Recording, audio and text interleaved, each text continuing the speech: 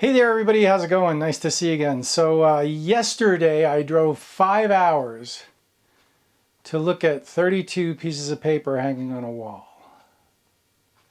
And it was interesting, very interesting. And a lot of thoughts running through my head. But let's talk about, is film really better than digital? And the interesting thing is that after looking at Michael Kenna's handmade darkroom prints for an hour or two, and then looking at my digital prints hanging on my wall made by my Canon Pro 1000 printer with pigment inks on photo rag 100% cotton paper. Technically, okay, now please listen carefully to the words that I'm saying, because some people comment because they leave out important words that changes the whole meaning of the sentences that I'm speaking. I've been thinking for 24 hours, except for the time I was asleep, about what I'm about to say here. So I'm choosing my words carefully, okay? Technically, my digitally printed black and white fine art intended photographs are better than Michael Kenna's darkroom prints. Aesthetically, compositionally, right? But technically, and what are my measurements of technically? What criteria am I using to say this? Sharpness, resolution, grain, even reproduction of tones, okay? To a certain extent. All right. So, and these are digital prints made from APS-C Fuji cameras, 26 megapixel, 40 megapixel. All right. So, there's a few things I'm assuming here, or there's a few things that I think are axiomatic, that are just absolutely the fundamental that we have to agree on in order to have the conversation. And for me, and my criteria, which is, these are the things that are axiomatic to me.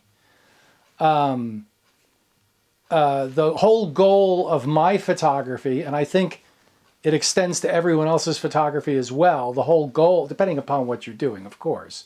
But if you're just, doing it for the joy of photography, the proof of the pudding is in the print. Okay. I wouldn't have driven 5 hours to go look at Michael Kenna's photographs on a screen. Right? I mean, if it was he gave a talk and they were projected on the wall and he was talking about them. That's different. That's a lecture, okay? But if he wasn't there, and all that was there was his images projected on a wall, it doesn't make any sense. All right. So the goal of photography, the end game here is, what can get me to drive 5 hours to, what can get me to drive 5 hours? And it's 32 pieces of paper hanging on a wall, okay? And to meet Michael Kenna as well. Would I have gone if he hadn't have been there? Yeah, probably. I would have my first goal was to see his prints, okay? So I've never seen a Michael Kenna photograph in person, and I wanted to do that. And then and then meeting Michael Kenna is a bonus on top of that. For sure, but the combination of the two really was worth the 5 hour drive. Interestingly, with the research that I've done, so I answered a couple of questions too. Number one, and the big question, which if you think about it is kind of ridiculous. The only information I've ever seen was some person on the internet posted on a forum with authority that all of Michael Kenna's handmade darkroom prints, his numbered, his limited edition prints, he prints on resin coated paper. And and I said to Michael, I said to Michael Kenna, I said, on the internet, I said, I'm very curious about this because I have my doubts about the veracity of the statement. But on one of the forums, and it's the only information I've been able to find, somebody said with authority that you print all your limited edition prints on resin-coated paper. And he cut me off immediately and chuckled. He got a kick out of it, okay? He made a joke out of it. And he said, yeah, resin-coated. He said, they're all fiber-based. Like he wouldn't even consider printing his $3,000 a piece limited edition prints on resin-coated paper, which, yeah. So, yeah. His favorite film of all time, I think I can say that he said he loved, was Agfa APX-25, which Agfa APX-25, back in the day when it was still being made, I used to develop in Rodenstock 1:100 for 20 minutes. And that was my favorite film of all time. And I have some prints that are from that. I have some negatives that I've printed that are from that combination. And yeah, but he said once Agfa APX-25 went away, he switched to Tri-X and he never looked back. But the point remains that if the ultimate goal is the print, technically digital's better. Okay? Now, before you get too excited, there is one fatal flaw. One fly in the ointment, shall we say. And this is really the elephant in the corner that everybody's avoiding. And again, remember, this is from a fine art perspective. This is from, making work to, not to duplicate Michael Kenna's work, but making work to put 20 or 30 images hanging on a wall that people will drive 5 hours to come see. Or will pay $3 grand if you have the name, or even $500 or $300 if you don't have the name, for your limited edition handmade black and white landscape photographs, okay? The elephant in the room, and the reason why digital has always made me so uneasy, and I figured it out last night, and that is that, and I'm going to ask a few rhetorical questions. Maybe they're not rhetorical. Maybe somebody's got an answer, and that would be brilliant. But my questions are thus. How do you make a handmade photographer creative input digital print?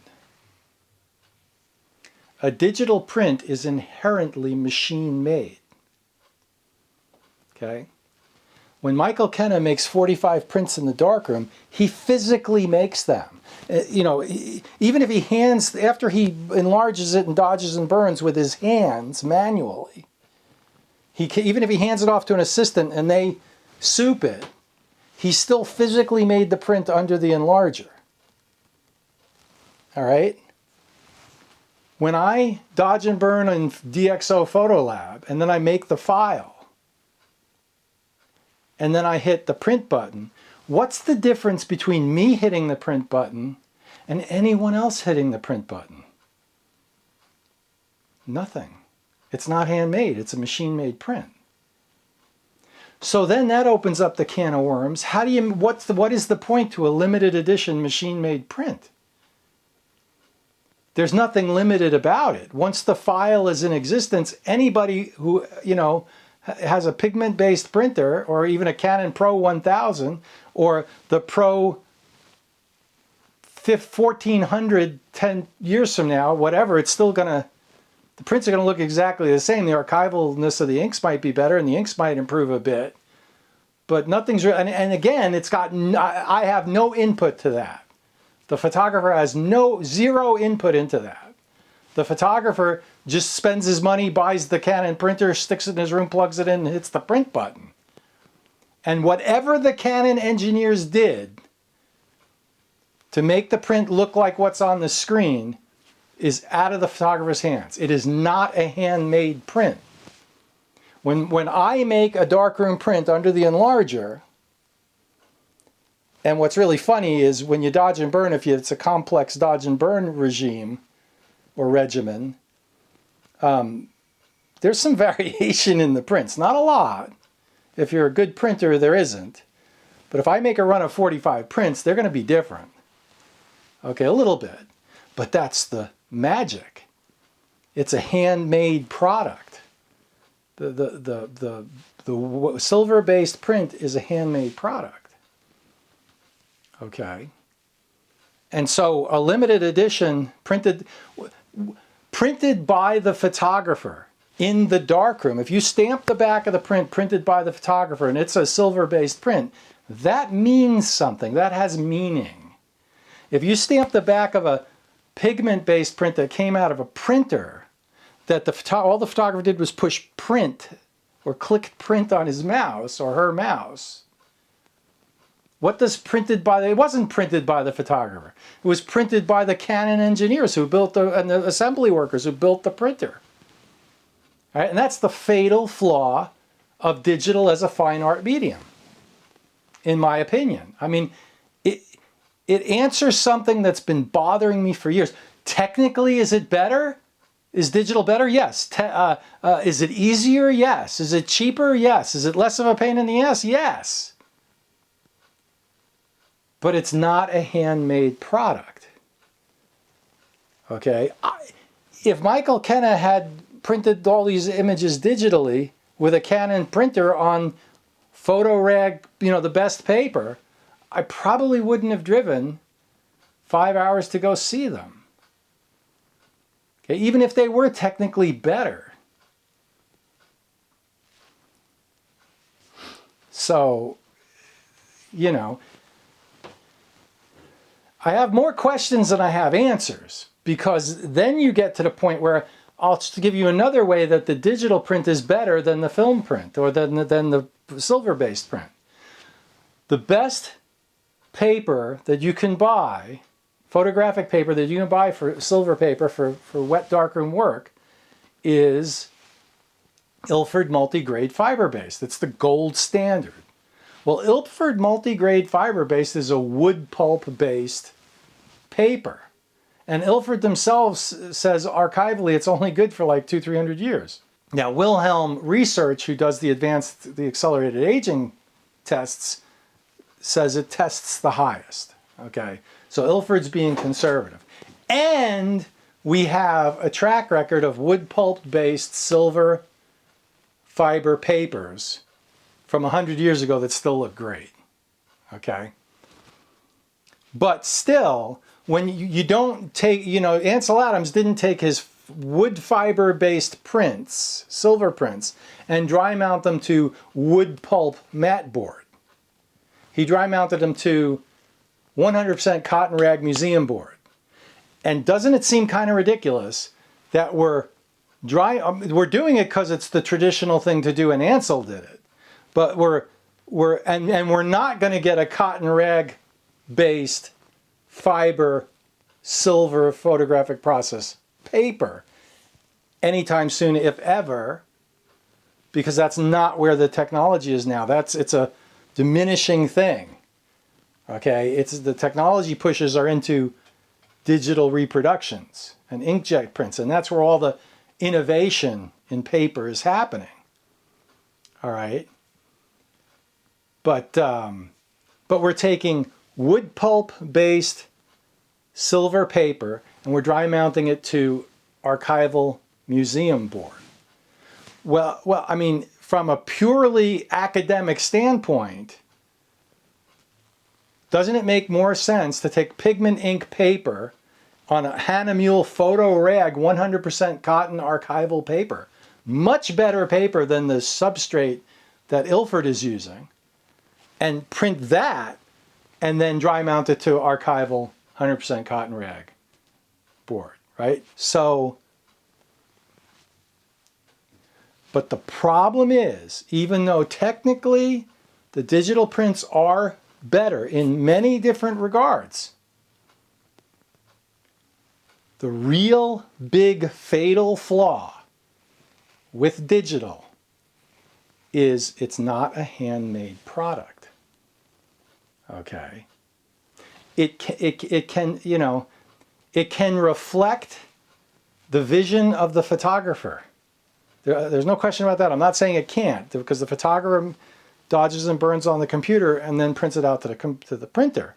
But the point that I'm trying to make, it's like a sculptor who makes a sculpture, and then instead of making another sculpture handmade that may or may not be, and probably won't be, identical to the first one, okay, but it's handmade. Let's say he makes 5 of them.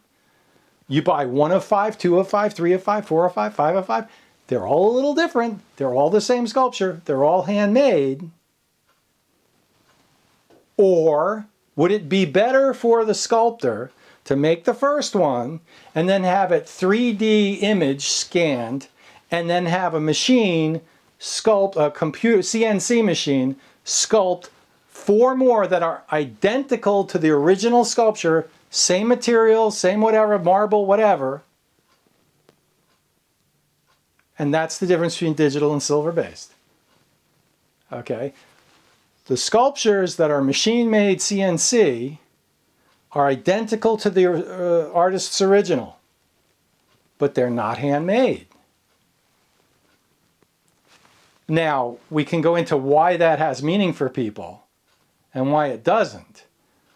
But you know, but as an aside, I'll throw out there, you can go up to the Ansel Adams Gallery's website right now, and you can order an Ansel Adams print printed from his negative that somebody in the lab is printing, that's going to look, you know, almost identical to the way Ansel printed it, and it's going to be silver-based, fiber-based to Ansel specifications, and I think they're like $800 last time I checked.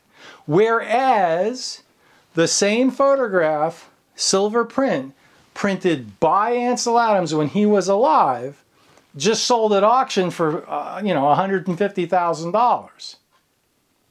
Ansel signed it. The one you're getting from the Ansel Adams Gallery can be identical. And it's handmade, but not by Ansel. And what I'm saying is if Ansel pushes or clicks print on his computer versus anyone else clicking print on their computer, what's the difference? Okay. It feels to me like digital prints have no provenance, even if the original printer printed them. Whereas if a photographer comes into the darkroom and prints it under the enlarger and develops it, you know, it's the difference between the photographer handmade the print versus the photographer looked at the printer that printed it and looked at the print and approved it. So that's why I have problems with digital. Okay. Is film really better than digital? No. Except for the one fatal flaw that digital has from a fine art perspective. You know, the problem with printing on a printer is limited editions make no sense. What's the difference? The first one to the 1,000,000th print is identical. They're 100% digital copies. When a photographer makes a print in the darkroom, each one's a little different because it's a handmade product. Okay, I got more to say about Michael Kenna, I think. But again, let me go back to the beginning. I'm not saying that my prints are better than Michael Kenna's, okay, as a whole. But what I am saying is that the digital prints, when I came home and I looked at my digital prints, put a light on them and everything, yet technically, resolution, sharpness, which may be the same thing, even tonality. Okay, grain. Yeah, that's debatable too. If you want grain, film's better. But for lack of grain, digital's better. So you see what I'm getting at. And they're on cotton paper. Michael Kenna's are on wood-based paper. I'm not saying my prints are better overall, okay? I'll trade all of my prints that are hanging on my walls right now for one Michael Kenna print, all right? And there's your answer. So, my book's available on my website. Patreon's full steam ahead. Like, subscribe, hit the bell for notifications. But really subscribe, that's what helps out YouTube. And if you like these thought-provoking, hopefully they're thought-provoking, videos on literally the art of photography. Okay, that's what this channel is about. Have a great one. We'll see you out there. Bye.